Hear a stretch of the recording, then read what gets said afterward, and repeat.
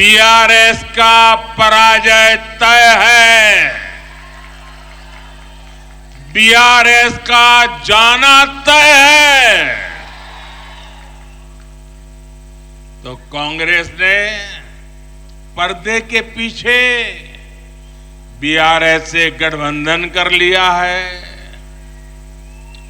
कर्नाटका चुनाव में बीआरएस ने कांग्रेस की जमकर मदद की थी और अब इस चुनाव में कांग्रेस अपना कर्ज उतार रही है, क्योंकि कर्नाटक में भरपूर खजाना ये तेलंगाना की जनता से लूटा हुआ माल कर्नाटका में कांग्रेस को दे दिया गया, ताकि वहां कांग्रेस जीत जाए, फिर उसको मिलकर के तेलंगाना में जिल जाए। ये बीआरएस खेल करती है भाइयों।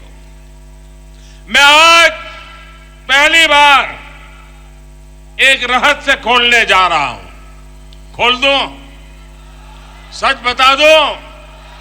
बता दूं? बता दूं भाइयों? पहले कभी नहीं बताया, आज बता देता हूं। और मेरे पत्रकार मित्रों से भी कहता हूं, जांच करवा लेना। 100% सच्चाई बताने आया हूं मैं आज। जब हैदराबाद म्युनिसिपल कॉरपोरेशन का इलेक्शन हुआ, भारतीय जनता पार्टी 40-45 सीटें जीत करके आ गई। 48 किसी को बहुमत नहीं मिला। केसीआर को सपोर्ट की जरूरत थी। और आपने देखा होगा, हैदराबाद कॉरपोरेशन के चुनाव के पहले वो एयरपोर्ट में पूरी फौज लेकर के मेरा स्वागत करने के लिए आते थे। बढ़िया बढ़िया माला पहनाते थे, बहुत सम्मान करते थे। याद है ना? फिर क्या हुआ भाई? अचानक बंद हो गए। अचानक इतना गुस्सा क्यों निकल रहा है? इसका कारण यह है कि हैदराबाद के चुनाव के बाद, ये भी तारीख चेक कर ले मीडिया वाले, वो दिल्ली मुझे मिलने आए, बहुत बढ़िया मुझे शाल उड़ाई, बहुत मुझे आदर किया और इतना प्यार दिखाया, इतना प्यार दिखाया, ये केसीआर के कैरेक्टर में ही नहीं है। और फिर मुझे कहने लगे कि आपके नेतृत्व में देश प्रगति कर रहा है, हम भी एनडीए का हिस्सा बनना चाहते हैं, आप हमें एनडीए में शामिल कर दीजिए। मैंने कहा आगे क्या? बोले हैदराबाद में म्युनिसिपल कॉरपोरेशन में हमारी मदद कर दीजिए। मैंने केसीआर को कहा, आपके कारनामे ऐसे हैं, मोदी आपके साथ जुड़ नहीं सकता है। हैदराबाद में हमें विपक्ष में बैठना पड़ेगा तो बैठेंगे। केसीआर की सरकार हमारे कार्यकर्ताओं पर जुल्म करेगी तो जुल्म सहेंगे, लेकिन हम तेलंगाना की जनता से दगा नहीं कर सकते हैं। भले तेलंगाना की जनता ने हैदराबाद में हमें पूर्ण बहुमत दे दिया, लेकिन 48 सीट भी तेलंगाना का भाग्य बदलने की शुरुआत है। और मैंने उनसे हर प्रकार से मदद करने का इनकार कर दिया। उनको एनडीए में एंट्री देने से इनकार कर दिया। उसके बाद उनका दिमाग फटका। फिर तो वो भांति भांति से दूर भागने रहे। मैं भ्रष्टाचार के सवाल पूछने लगा, फिर एक बार दोबारा आए। वो मुझे कह रहे हैं कि मोदी जी मैंने बहुत काम कर लिया, अब मैं सारा कारोबार केटीआर को दे देना चाहता हूं।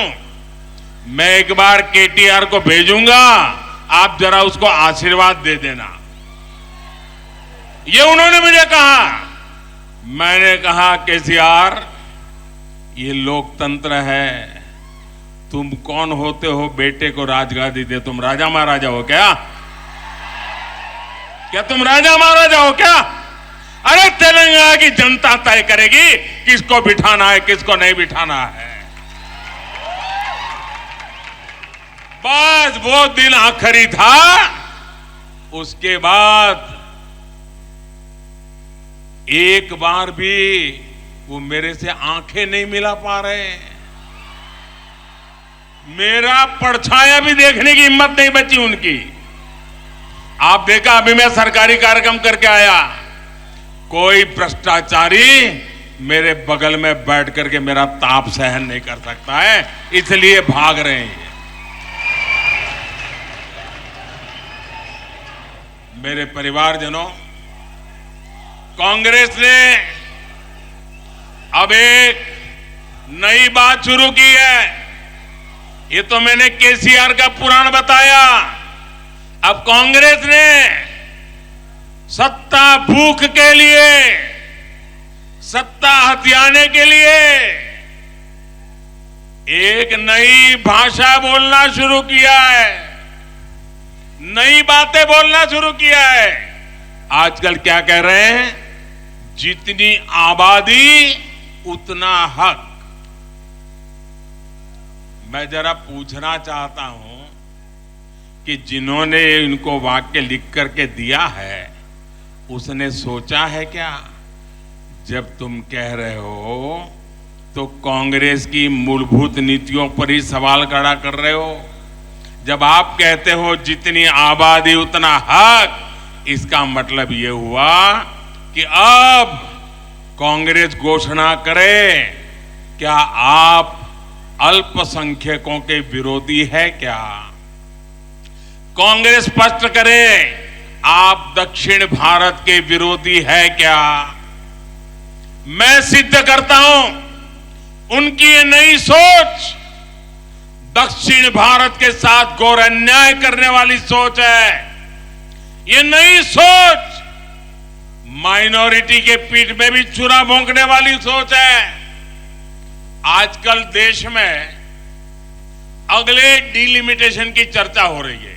आपको मालूम है ना, 25 साल के बाद पार्लियामेंट की सीटें कितनी होगी, कौन सी क्या होगी, इसका निर्णय जुडिशरी करती है। और उसके कारण जहां जनसंख्या कम है उसकी सीटें कम हो जाती है, जहां जनसंख्या ज्यादा है उनकी सीटें बढ़ जाती है। अब हमारे दक्षिण भारत के सभी राज्यों ने जनसंख्या वृद्धि को रोकने में बहुत बड़ी देश की मदद की है। अब कांग्रेस का नारा ऐसा है कि जिसकी जितनी आबादी उतना उसका हक। इसका मतलब अब कांग्रेस दक्षिण भारत के संसद सदस्यों की संख्या कम करने का नाटक करने जा रही है, खेल खेलने जा रही है। क्या दक्षिण भारत इसको स्वीकार करेगा? क्या दक्षिण भारत कांग्रेस की चाल को स्वीकार करेगा? क्या दक्षिण भारत कांग्रेस को माफ करेगा? इसी विषय पर मैं कांग्रेस के नेताओं को साफ कहता हूं, देश को मूर्ख मत बनाओ, स्पष्ट करो क्या कारण है दक्षिण भारत के राज्यों को अन्याय करने के खेल खेले जा रहे हैं। और इंडी गठबंधन के दूसरे दलों से भी मैं कहूंगा, हिम्मत है तो जरा कांग्रेस से पूछिए कि वो किस रास्ते पर जा रही है।